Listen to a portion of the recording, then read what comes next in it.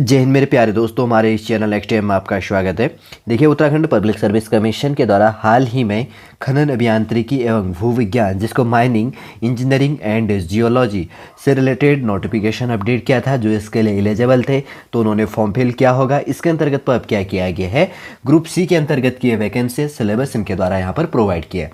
Shortly रूप से हम सिलेबस देख लेंगे, आपके जानने के लिए काफ़ी इंपॉर्टेंट हो जाता है और शॉर्टली रूप से समझाने की भी हम कोशिश करेंगे और बनिए रहेगा इस वीडियो के अंतर्गत पे। यदि आप नए हैं, यदि आपके द्वारा हमारे इस चैनल नेक्स्ट एम को सब्सक्राइब नहीं किया तो सब्सक्राइब कीजिए तथा बेल आइकन को प्रेस कीजिएगा, ताकि जो भी कंटेंट, जो भी इंफॉर्मेशन हमारे द्वारा आपके लिए प्रोवाइड किया जाता है तो उसका नोटिफिकेशन आपके पास समय पर अवेलेबल हो जाएगा। Plan of examination for the post of mining inspector group C के लिए यहाँ पर वैकेंसीज था।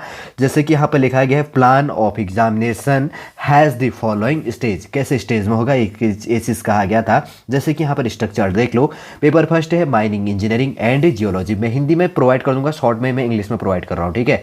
मैक्सिमम मार्क्स है 200 मार्क्स का, टाइमिंग है 3 आवर्स का, नंबर ऑफ क्वेश्चन 20 क्वेश्चन यहाँ पर आपको प्रोवाइड किया जाएगा। जैसे थोड़ा सा शॉर्ट में इंस्ट्रक्शन देख लो, 3 आवर्स का आपको टाइमिंग दिया जाएगा और total question 20 question, total marks of 200 marks का। फिर उसके बाद में जैसे है, ऑल क्वेश्चन आर कंपलसरी, सभी क्वेश्चन कंपलसरी हैं। Section A and section B.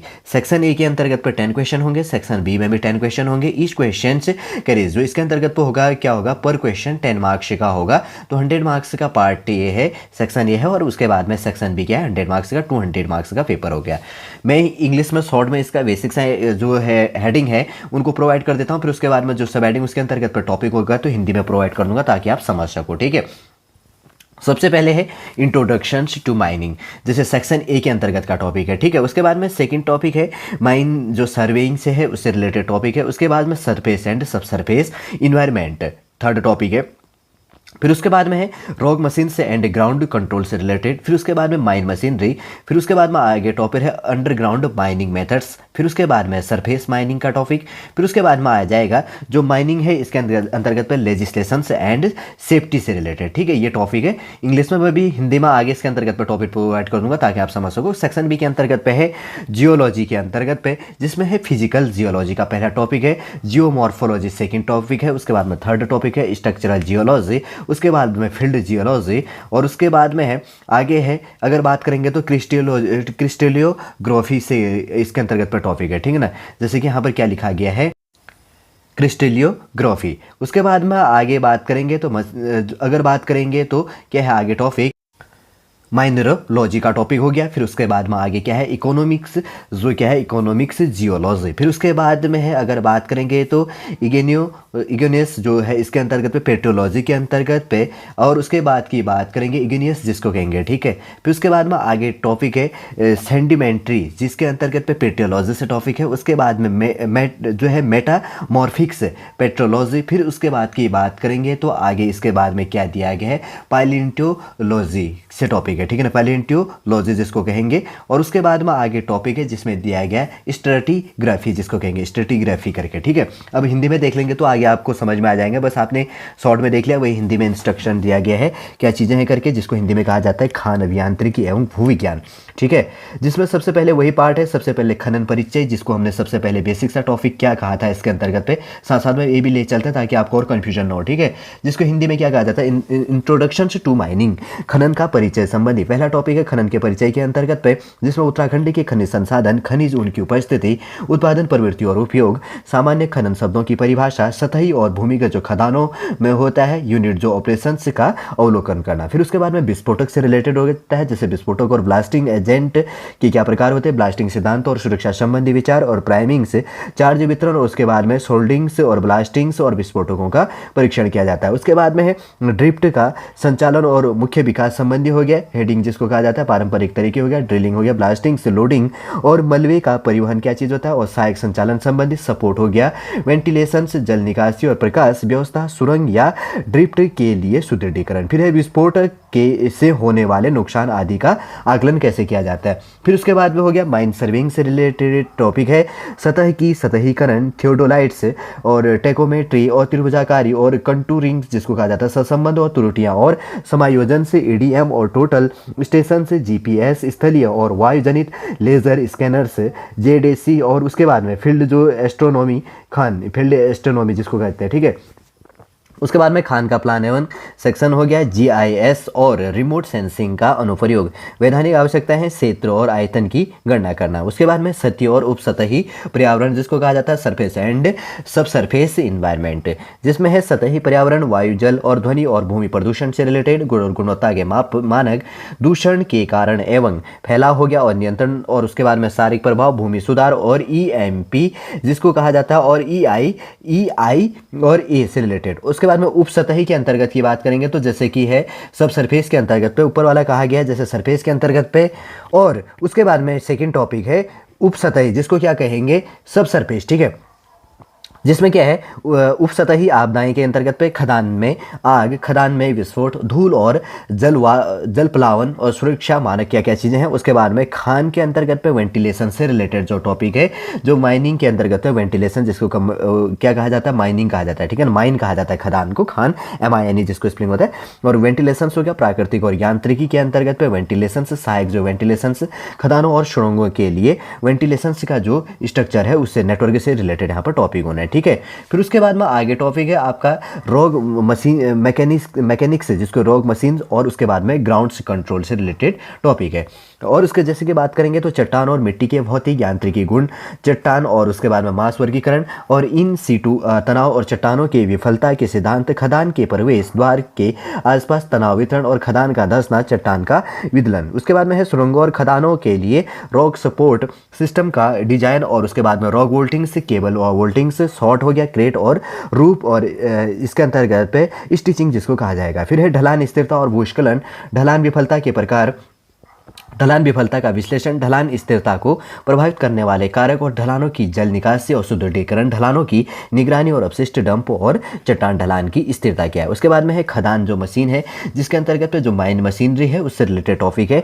जैसे यहाँ पर लिखा गया है ट्रैक लेस ढुलाई के अंतर्गत पे कन्वेयर के प्रकार और उनके अनुप्रयोग क्या होता है। फ्री स्टीयर वाहन है, शटल कार, और उसके बाद में LSD SDL, और उसके बाद में LPDT और एरियल्स रोपवे है, प्रकार निर्माण और स्थापना, लोडिंग और अनलोडिंग और एंगल्स स्टेशन। फिर उसके बाद में खदान पंप की बात करेंगे तो खदान पंप के प्रकार, पंपों की श्रृंखला और समानांतर संचालन, और बोरहोल और सबमर्सिबल पंप जिसको कहा जाता है। उसके बाद में स्लरी जो पंप है जिसका सिलेबस का टॉपिक है ना वो समझ सकता है इसमें, अगर कोई लैंग्वेज में कोई मिस्टेक आएगा तो आप उसको थोड़ा सा मैनेज करना है, ठीक है ना।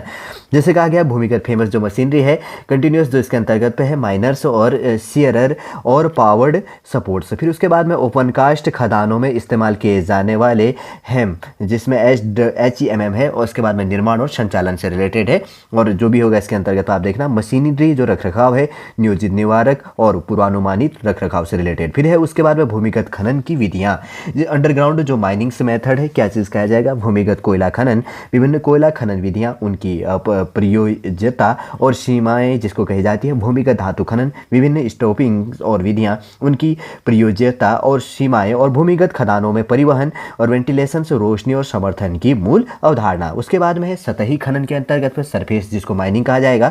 सतही खनन की विधियों का वर्गीकरण है, यूनिट ऑपरेशन से भंडार का प्रवेश द्वार, और उसके बाद में ओवर वर्डन से हटाना और बुनियादी खाका।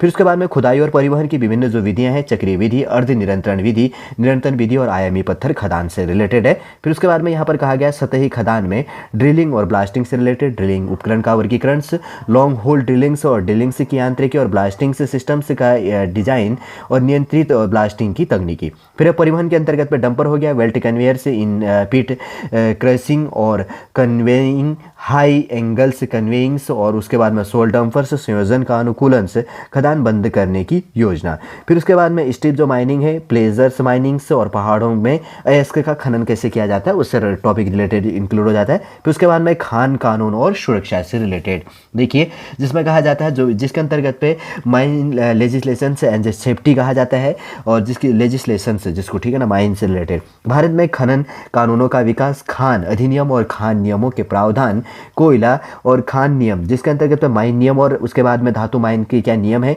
पट्टे अनुदान और नवीकरण से संबंधित विभिन्न जो खनन के कानून है, और पर्यावरण कानून और खनिज रियायत नियम से रिलेटेड। फिर उसके बाद में माइन में सुरक्षा पहलू क्या क्या चीज़ें हैं, और बचाव नियमों के प्रमुख प्रावधान क्या चीज़ें हैं, माइन व्यवसाय व्यावसायिक जो प्रशिक्षण नियम क्या चीज़ें हैं, सुरक्षा प्रबंधन संबंधी और जोखिम मूल्यांकन और प्रबंधन से रिलेटेड टॉपिक है। उसके बाद में माइन दुर्घटना की रोकथाम और नियंत्रण और सुरक्षा ऑडिट एटसेट्रा यहाँ पर टॉपिक रिलेट हो जाते हैं। 10 क्वेश्चन है इसके अंतर्गत पर पूछी जानी है, पर टॉपिक से एक टॉपिक भी लेते हैं तो ऐसे पूछ सकता है। ठीक है, टॉपिकों की बात करेंगे, लगभग कितने टॉपिक है, एक टॉपिक ये है, एक एक करके काउंट भी कर लेते हैं, नहीं तो पर टॉपिक से एक एक क्वेश्चन इंपॉर्टेंट है। पहला टॉपिक है खान का परिचय, दूसरा है खान सर्वेक्षण, थर्ड है उसके बाद में सतही और उपसतही पर्यावरण, और फोर्थ नंबर है रॉक मैकेनिक्स और ग्राउंड कंट्रोल्स, और उसके बाद में 5 नंबर का हो गया खदान मशीनरी, और उसके बाद में 6 नंबर का हो गया यहाँ पर भूमिगत खनन की विधियाँ, और उसके बाद में सतही खनन, फिर उसके बाद में आगे क्या है खान कानून और सुरक्षा से रिलेटेड। लगभग 8-9 टॉपिक है इसके अंतर्गत पर अपडेट है, देख लेना पर टॉपिक से कैसे क्वेश्चन है पूछनी। उसके बाद में बी पार्ट है जिसके अंतर्गत भू विज्ञान जिसको कहा जाता है, जियोलॉजी जिसको कहा जाता है। सबसे पहला टॉपिक है फिजिकल जियोलॉजी, भौतिकी भू विज्ञान जिसको कही जाती है, जिसमें टॉपिक है सौरमंडल और पृथ्वी, उत्पत्ति और आयु और पृथ्वी की आंतरिक संरचना, जियो सिंक्लाइन, और उसके बाद में आइसो स्टेसी जिसको कहेंगे कि बुनियादी अवधारणाएं, प्लेट विवर्तनीय, पर्वत निर्माण और समुद्र तल का फैलाव, और महाद्वीपीय विस्थापन से प्राकृतिक एजेंसियों द्वारा अपक्षय, और उसके बाद में शरण परिवहन और निक्षेपण, भूकंप वितरण, कारण और प्रभाव, ज्वालामुखी प्रकार और कारण, वितरण और उत्पादन से रिलेटेड यहाँ पर टॉपिक है। फिर उसके बाद में सेकंड टॉपिक है भू आकृति विज्ञान जिसको क्या कहा जाएगा, जियोमॉर्फोलॉजी कहा जाता है। ठीक है, ये चीज़ को इंग्लिश में भी ध्यान रखो ताकि आपको टॉपिक शॉर्ट में समझने में आसान हो। जियोमॉर्फोलॉजी कहा जाता है जिसको भू आकृति विज्ञान कही जाती है। भू आकृति विज्ञान की बुनियादी अवधारणा क्या है, और उसके बाद में शरण का चक्र, जल निकासी पैटर्न, और नदी, भूमिगत जल, ग्लेशियर, हवा, समुद्र द्वारा निर्मित भू आकृतियाँ क्या चीज़ है, जियोमॉर्फोलॉजी के अंतर्गत पे टॉपिक अपडेट हो जाएगा। फिर उसके बाद में संरचनात्मक भूमि विज्ञान है जिसको क्या कहा जाता है, स्ट्रक्चरल जियोलॉजी। ठीक है, संरचनात्मक भू विज्ञान, स्ट्रक्चरल जियोलॉजी, जिसमें है प्राथमिक और द्वितीयक संरचनाएं, संरेखण और सलकन और वलय, भ्रंश हो गया, अनकन्फर्मेशन मेटीज, इसके अंतर्गत की बात करेंगे। ये टॉपिक है, ये क्या चीज़ है इसके अंतर्गत पर अनकन्फॉर्मिटीज से रिलेटेड और संधि से रिलेटेड है, और उनका वर्णन, वर्गीकरण और पहचान, वलय और भ्रंश की यांत्रिकी, उसके बाद में आउटक्राफ्ट पर वलय व भ्रंश का प्रभाव, और नेपे एवं भूवैज्ञानिक विंडोज से रिलेटेड टॉपिक होगा। फिर उसके बाद में स्थलीय भूविज्ञान जिसके अंतर्गत पे क्या कहा गया है, लेकिन यहाँ पर क्या है, जियोमॉर्फोलॉजी तो हमने देख लिया था ऊपर वाले में। फिर उसके बाद हमारा क्या आया था, स्ट्रक्चरल जियोलॉजी से रिलेटेड है, संरचनात्मक भूविज्ञान। उसके बाद में स्थलीय भूविज्ञान जो फील्ड्स जियोलॉजी जिसको कहेंगे, जिसमें स्थलाकृति है, संरचनात्मक और भूवैज्ञानिक मानचित्र, और उसके बाद में स्थलाकृतिक और भूवैज्ञानिक जो मानचित्रों में ऊंचाई, ढलान और इसके अंतर्गत पे स्ट्राइक और डीप का प्रतिनिधित्व, उसके बाद में क्लिनोमीटर्स, कंपास और इसका उपयोग कैसे किया जाता है, इस तरीका के सुपरपोजिशंस के क्रम के निर्धारण के लिए मानदंड क्या चीज़ प्रोवाइड किया गया है। फिर उसके बाद में है क्रिस्टलोग्राफी जिसको कहा जाएगा, क्रिस्टोग्राफी इंग्लिश में कहा जाता है, क्रिस्टल से रिलेटेड क्रिस्टलीय और अनाकार पदार्थ हो गया, रूपात्मक से विशेषताएं एवं क्रिस्टल संरचनाएं। फिर उसके बाद में क्रिस्टलोग्राफी के नियम क्या चीज़ें हैं, उसके बाद में 7 क्रिस्टल प्रणालियों के सम्मित तत्व और रूप हो गया, और उसके बाद में क्रिस्टल की जो इसके अंतर्गत पे हैबिट्स एंड ट्विनिंग से रिलेटेड जो चीज़ कही गई है वो टॉपिक हो जाएगा। ठीक है, उसके बाद में खनिज विज्ञान जिसको कहा जाएगा, जिसके अंतर्गत पे क्या है, उसके बाद की बात करेंगे तो ऊपर क्रिस्टलोग्राफी से रिलेटेड टॉपिक था। ठीक है ना। फिर उसके बाद में क्या जाता है, खनिज विज्ञान से हो गया माइनरोलॉजी जिसको कहेंगे, जिसमें क्या कहा जाता है, खनिज के भौतिक, रासायनिक और प्रकाशीय गुण, इसके अंतर्गत पे क्या क्या चीज़ें हैं ये चीज़ हो जाएगा, जिसमें क्या कहा गया है, आइसोट्रोपिक्स और अर्निसोट्रोपिक्स पदार्थ जिसका सिलेबस है वो ये चीज समझ सकते हैं। फिर उसके बाद में जैसे कि यहाँ पर आगे टॉपिक इंक्लूड किया गया आइसोट्रोपिक्स, और उसके बाद में अर्निसोट्रोपिक्स पदार्थ के बाद की बात करेंगे तो बायरेफरन जेनसन्स जिसको कहेंगे, थोड़ा सा ध्यान रखना है इसको। उसके बाद में प्लियोक्रोइजम्स जिसको कहा जाता है, क्या कहा जाता है, प्लियोक्रोइजम्स। ठीक है, ये चीज़ वर्ड को ध्यान में रखना, जिसका सब्जेक्ट का सिलेबस है ना वो जानते हैं इन टॉपिकों को।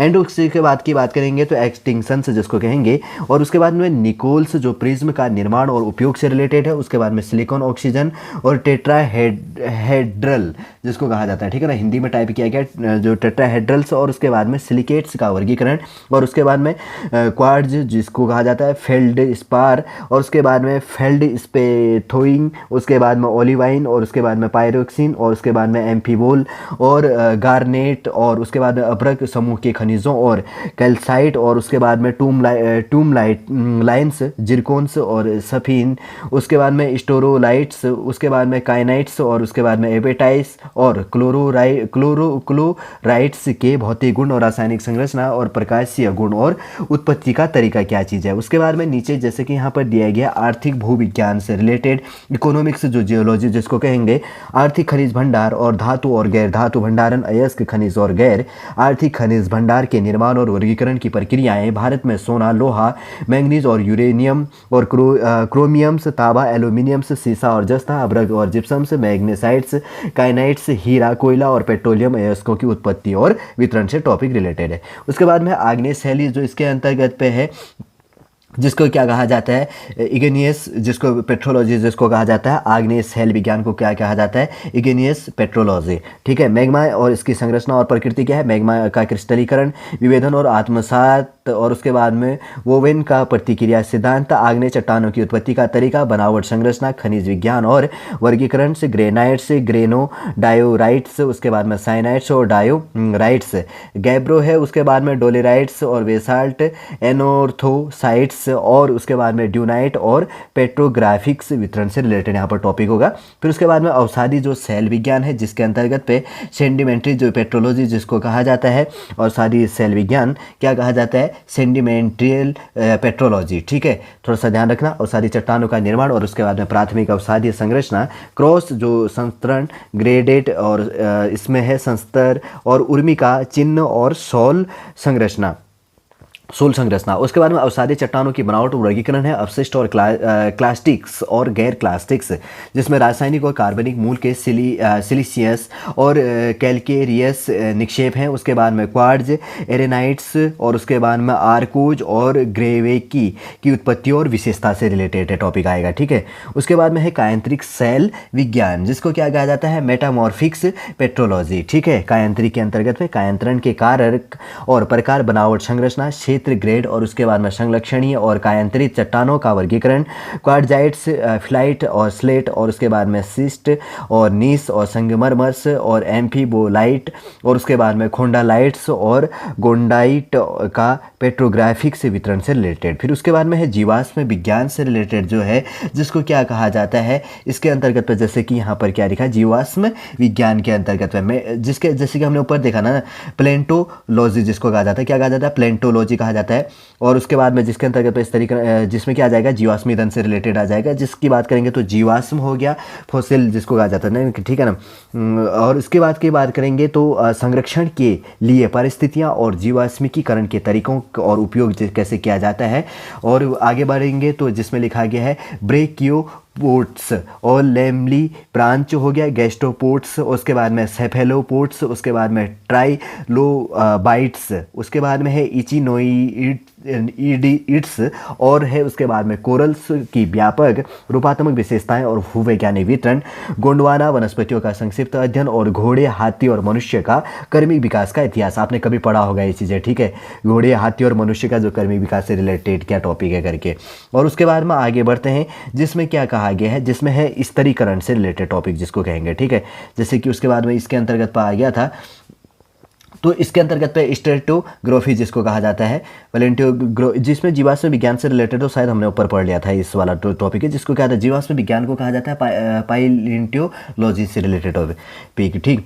और उसके बाद में आगे बढ़ते हैं, तो स्तरीकरण से जीवाश्म विज्ञान से तो हमने देख लिया टॉपिक। फिर उसके बाद में स्तरीकरण है, जिसको क्या कहा जाता है, स्ट्रेटोग्राफी कहा जाता है स्तरीकरण के अंतर्गत पे, जिसमें स्तरीकरण और जिसको क्या कहा जाता है, स्ट्रेटिग्राफी के मूलभूत नियम क्या है, और स्तरीकरण, वर्गीकरण और नामकरण से रिलेटेड क्या टॉपिक है, भारत का भूविज्ञान की रूपरेखा और विभिन्न भूवैज्ञानिक प्रणालियों का उनके वितरण, और उसके बाद में लिथियोलॉजी, जीवाश्म सामग्री और आर्थिक महत्व के संबंध में संक्षिप्त अध्ययन, उत्तराखंड हिमालय का स्तरीकरण। ठीक है। इसके अंतर्गत से 10 क्वेश्चन इसके अंतर्गत से पूछनी है। पार्ट बी के अंतर्गत बटा हुआ है। देखिए आपका सिलेबस शॉर्ट में मैंने आपके लिए सिलेबस प्रोवाइड कर दिया, हिंदी और इंग्लिश दोनों लैंग्वेज के अंतर्गत पे टॉपिक है। नहीं तो मैं इंग्लिश में अलग से वीडियो प्रोवाइड करूंगा, फिर हिंदी में अलग से वीडियो प्रोवाइड करूंगा, तो वीडियो बहुत सारा लेंथी बन जाएगा। तभी लगभग एवरेज 20 मिनट एवरेज के आसपास में मेरा वीडियो बन गया। ठीक है। इसके अंतर्गत पे फिर नहीं तो वीडियो ज़्यादा लेंथी हो जाता है। शॉर्ट में आप समझ जाएंगे, आपने हिंदी और इंग्लिश दोनों में टॉपिक देख लिए, तो आपके लिए कोई ज़्यादा इशू नहीं, क्योंकि आपका सिलेबस सब्जेक्ट है, तो आपको टॉपिकों को एक बार शॉर्ट में समझने की आवश्यकता है। शॉर्ट रूप से देखिए, खान निरीक्षक मुख्य परीक्षा से रिलेटेड जो यहाँ पर पेपर अपडेट किया गया। पेपर का जो सिलेबस है पार्ट ए पार्ट बी के अंतर्गत पे कौन कौन से टॉपिक हैं, सॉलिड रूप से सिलेबस हमने इस वीडियो के अंतर्गत पे देख लिया। उम्मीद करूंगा दोस्तों सॉलिड पूरा सिलेबस आपको समझ में आ गया होगा। यदि आज का वीडियो आपको अच्छा लगे तो लाइक कीजिए, कमेंट कीजिए और हमारी इस चैनल XTM को सब्सक्राइब कीजिए तथा इन वीडियो को अपने अन्य ग्रुपों पर भी शेयर कीजिएगा। चलिए दोस्तों, वापस हम नेक्स्ट क्लास के अंतर्गत आपसे मिलेंगे। जय हिंद, जय भारत।